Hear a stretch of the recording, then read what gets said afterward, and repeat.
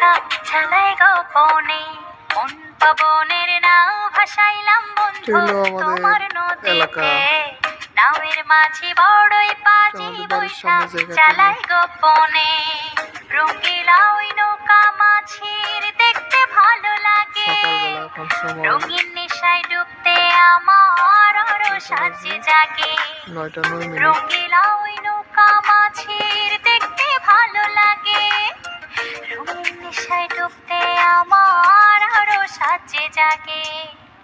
পবনের নাও ভাসাইলাম বন্ধু তোমার নদীতে।